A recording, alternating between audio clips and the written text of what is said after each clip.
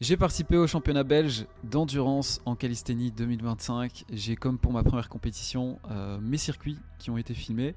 Je vais vous expliquer comment la journée s'est passée. Je vais vous partager comment est-ce que j'ai géré mes circuits, comment j'ai géré la compétition. Juste avant, je vous replante un petit peu le contexte. J'ai commencé l'endurance en mars 2025. J'avais 3 mois à l'époque pour me préparer à une compétition, ma première compétition qui était les premiers pas en France. J'ai décidé de me faire coacher pour découvrir ce monde, pour bien me préparer à la compétition. J'ai tellement apprécié l'expérience de la compétition, j'ai tellement apprécié le monde de l'endurance que j'ai décidé de continuer. J'avais à nouveau 3 mois pour me préparer à une nouvelle compétition qui était donc les championnats belges. Il y avait 16 participants, 16 athlètes, il fallait absolument être belge. L'organisation avait participé à l'avance 3 circuits. Un premier circuit où tous les athlètes allaient participer, un deuxième circuit où seulement les 8 meilleurs allaient participer et les 3 meilleurs parmi les 8 allaient être retenus pour la finale, et un troisième circuit du coup pour la finale. Donc ils avaient construit une structure de calisthénie sur la Grand Place à Malines. Honnêtement c'était magnifique. Il y avait le matin une compétition d'endurance, l'après-midi il y avait une compétition de freestyle organisée par les Barbenders, qui est une organisation belge de calisthénie.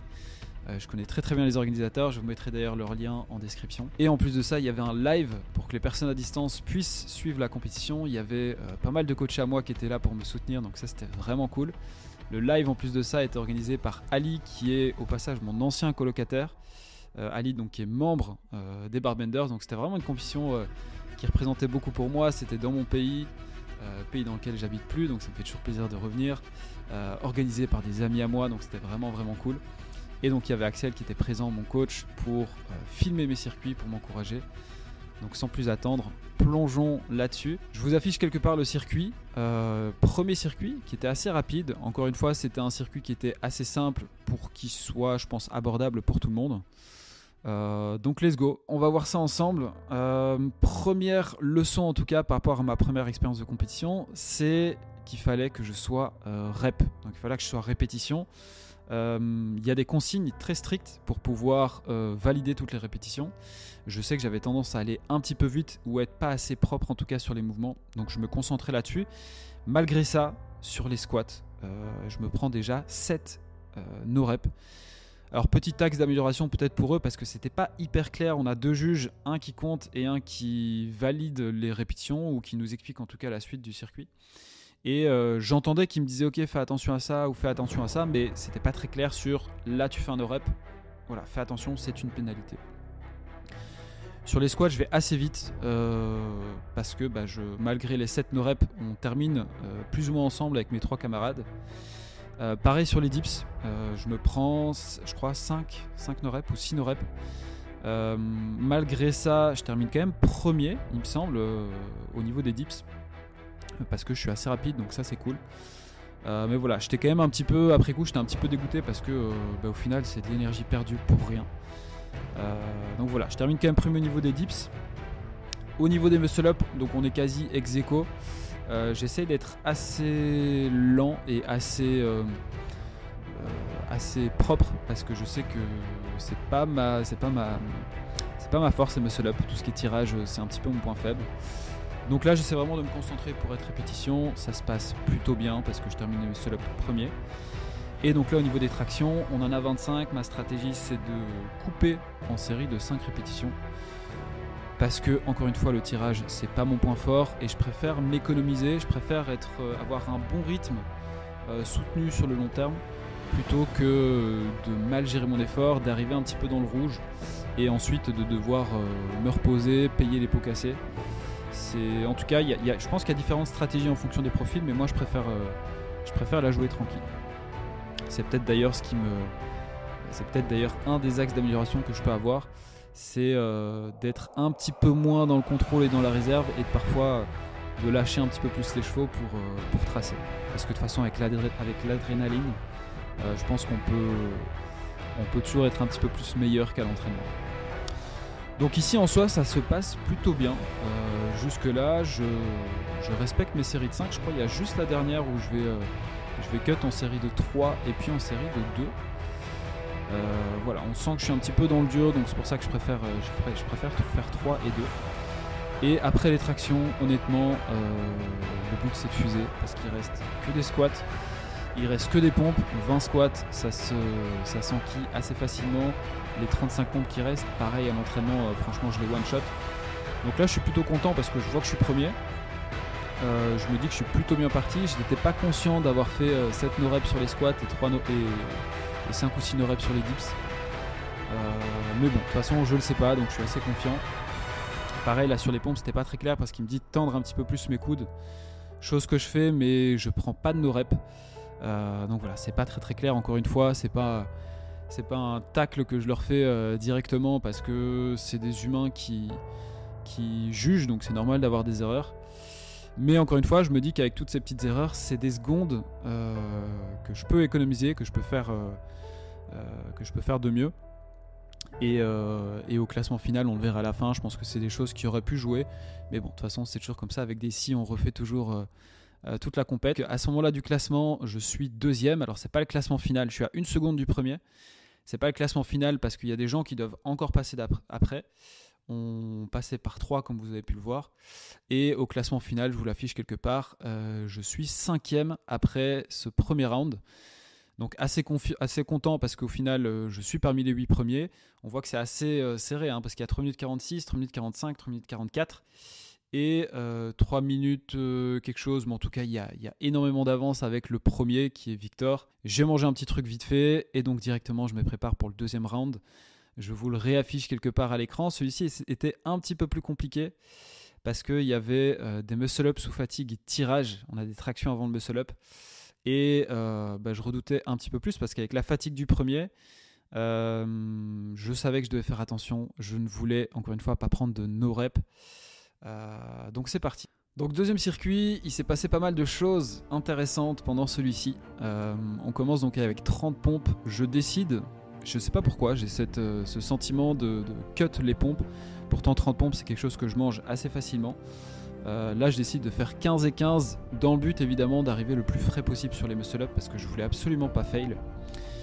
Donc je décide de cut les tractions, je décide de cut les pompes, je décide de cut les tractions aussi, on a 20 tractions, je décide de faire des séries de 4. Et là premier truc intéressant à gérer pour ce deuxième circuit, c'est que je vois doucement que la stratégie des 2 gars avec qui je fais ce deuxième round n'est absolument pas la même que moi. C'est-à-dire que moi je décide d'être économe sur le début pour peut-être foncer un petit peu plus sur la fin. Et donc là, dès le début de mes tractions, je vois que les gars sont déjà sur les muscle-up.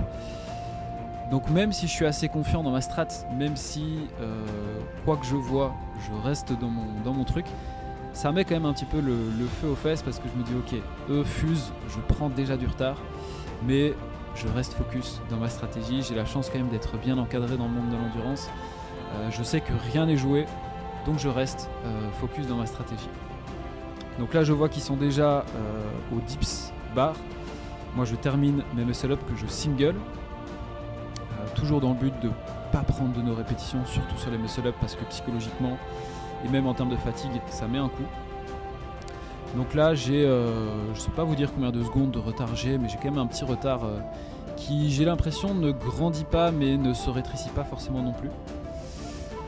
Et donc là, j'arrive sur mon dernier muscle-up, il me semble. Les gars sont déjà aux tractions. Les dips bar, je les fume, parce que tout le push, honnêtement, c'est là où je suis assez fort. Donc ça me permet de rattraper peut-être un tout petit peu mon retard ici. Et j'arrive sur les tractions, du coup 15 tractions si je raconte pas de bêtises. Pareil, j'essaie d'être le plus rapide possible ici, mais je sens que j'ai quand même perdu pas mal de plumes avec les tractions et les muscle-up d'avant. Donc je vois toujours que j'ai du retard, mais comme je disais, je reste focalisé dans ma stratégie. Et là je fais des séries de... Je sais plus exactement, de 4, de 3, de 4. Les 2 gars arrivent déjà sur les squats. Petit bémol sur les squats, vous allez voir, dans le circuit, je vous tease déjà un petit peu parce que pareil, j'ai perdu 1 ou 2 secondes bêtement là-dessus. Dans les circuits qu'ils avaient partagés à l'avance, il y avait 20 squats à 20 kg. Donc j'avais super bien étudié les circuits. Et je ne sais pas si vous voyez, mais derrière moi, il y a un petit tableau où en fait les organisateurs avaient noté les circuits pour les juges et pour les athlètes pour pouvoir se repérer. Et je vous avoue qu'ils ont un petit peu chié dans la colle là-dedans parce qu'ils ont mis 30 squats à 20 kg et pas 20 squats à 20 kg. Donc il y avait un peu une différence entre ce qui avait été annoncé, ce qui avait été étudié du coup par les athlètes et ce qui était marqué sur le petit tableau des juges. Et donc là j'arrive au squat qui d'ailleurs je les sens très lourds avec la fatigue. Vous allez me dire 20 kg c'est pas grand chose mais je les sens lourds. Et dans ma tête, je compte, je sais que quand j'arrive à 20, je vais pouvoir enlever ce poids que j'ai sur moi et foncer au niveau des dips. Et là, il me dit non, c'est 30 squats.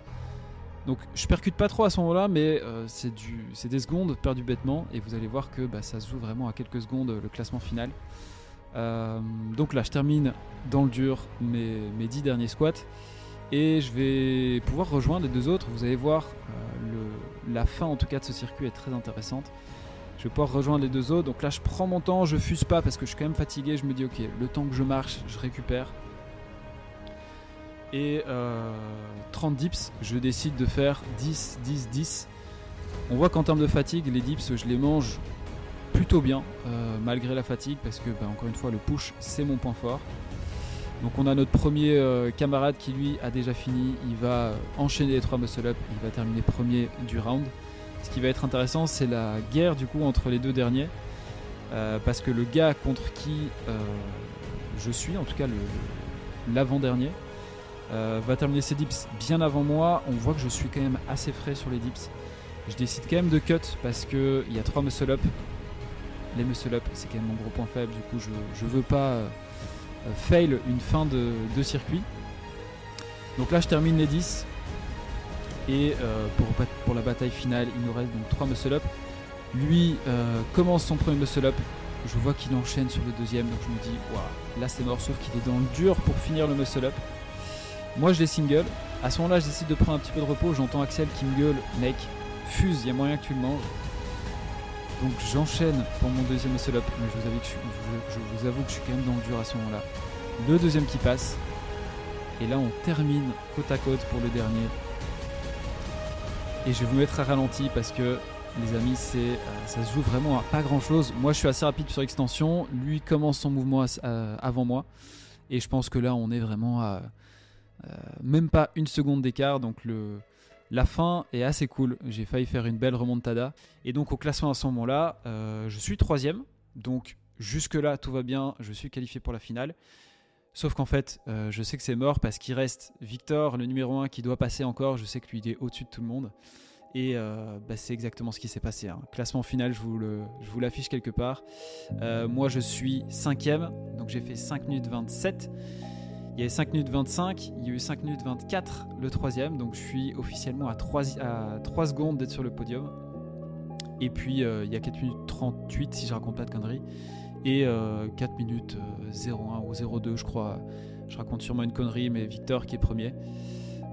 Donc voilà, un petit peu déçu je vous avoue sur le moment parce que j'aurais bien aimé avoir cette photo sur le podium, photo qui aurait quand même représenté pas mal pour moi parce que encore une fois c'était compétition de mon pays, c'était surtout compétition organisée par les Barbenders qui sont des amis à moi. Mais bon, c'est comme ça. Honnêtement, j'ai quand même bien kiffé cette journée. Merci beaucoup à eux. C'était incroyable.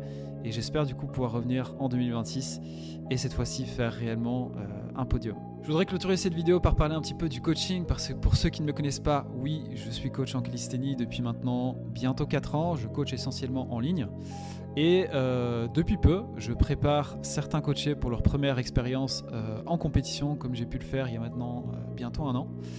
Donc si toi aussi tu as envie de découvrir ce monde de l'endurance, tu as envie de te préparer éventuellement pour ta première compétition, eh bien si ce que je propose te parle, si tu as envie d'en savoir un petit peu plus, je t'invite à prendre contact directement avec moi. Tu peux réserver directement un lien présent en description. On pourra prendre le temps déjà d'échanger un petit peu, de se connaître, de voir éventuellement ce qu'on peut faire ensemble.